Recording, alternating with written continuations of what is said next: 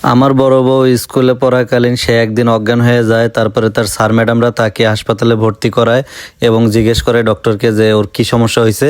পরে ডাক্তার জানায় যে ওর নাকি মাথায় একটু সমস্যা হয়েছে, হঠাৎ করে সেন্সলেস হয়ে যেত, অনেক পরিমাণ মাথা ব্যথা করতো, মাঝে মধ্যে বমিও করতো, যেটা আমি বিয়ের পরেও পাইছি। তো ওকে আমি প্রায় সময় অনেক প্রেশার দিতাম যে তোমার কি সমস্যা আমার কাছে বলো। তো বলতে চাইতো না। হঠাৎ করে একদিন ও নিজে থেকে আমাকে বলতেছে কান্না করে করে যে ছোটবেলায় আমার এরকম মাথায় প্রবলেম হয়েছিল, ডাক্তার বলছে যে ট্রিটমেন্ট করাইতে, কিন্তু আমাকে আমার আম্মু ট্রিটমেন্ট করায় নাই বা আমার ফ্যামিলির কেউই ট্রিটমেন্ট করায় নাই।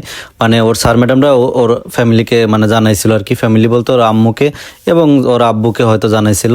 তো সবাই মিলে আসলে চাইলে ও ট্রিটমেন্টটা করাইতে পারতো, কিন্তু করায় নাই।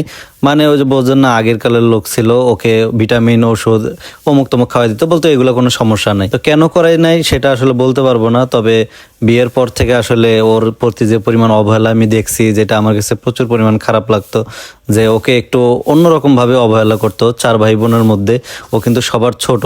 মানুষ বলে যে ছোট মেয়েদেরকে বা সবার শেষে যে হয় তাকে নাকি সবাই অনেক আদর করে, কিন্তু ওর ক্ষেত্রে বিষয়টা একদমই উল্টা ছিল।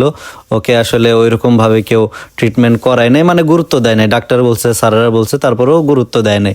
তো পরে এই কথাটা মানে আমার কাছে কান্না করে করে বলতো যে আমার আম্মু আমাকে ট্রিটমেন্ট করায় নাই এবং আমাকে এরকম বিভিন্ন ধরনের ওষুধ খাওয়াইতো, নিজে যে ভিটামিনটা এগুলা খাইতো, সিরাপগুলা খাইতো, ওগুলা খাওয়াই দিত, বলতো এগুলা খাইলে ভালো হয়ে যাবে।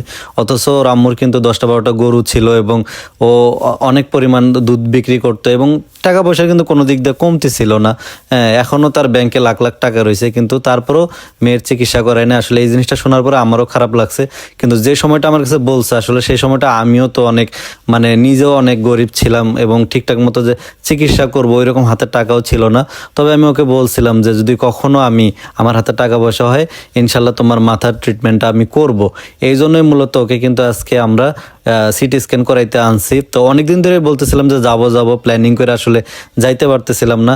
তো হঠাৎ করে আমার ছোট বউ বলতেছে যে চলো ওরে নিয়ে একটু মাথার ডাক্তার দেখাই, কারণ মাঝখানে দেখছেন কয়েকদিন অসুস্থ ছিল প্রচুর পরিমাণ, এবং ভাবলাম যে তাহলে এই সময় নিয়ে যায়, যেহেতু এখন একটু প্রবলেম বেশি হচ্ছে। মানে মাঝে মধ্যে অনেক ভালোই থাকে, হঠাৎ করে মাথা ব্যথা, তারপর মাথা ব্যথা একদম পাগল হয়ে যায়, বমি করে, তারপরে বিভিন্ন ধরনের সিমটম, মানে মাথা নিয়ে আর কি সমস্যা। তো সবাই আমার বড় বউর জন্য একটু দোয়া করবেন, আমরা যেন ওর প্রপার মাথার চিকিৎসাটা করাইতে পারি এবং ঠিকঠাক মতো যেন সুস্থ সাবলীলভাবে বেঁচে থাকতে পারে, আমাদের সাথে যেন আজীবন থাকতে পারে।